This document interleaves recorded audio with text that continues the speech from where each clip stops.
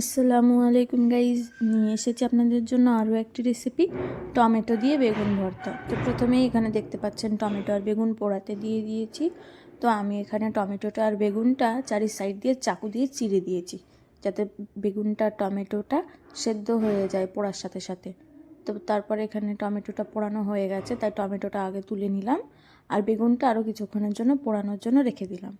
এবার দেখতে পাচ্ছেন বেগুনটাও তুলে নিলাম, বেগুনটা আমাদের পোড়ানো হয়ে গেছে। এবার এখানে আমরা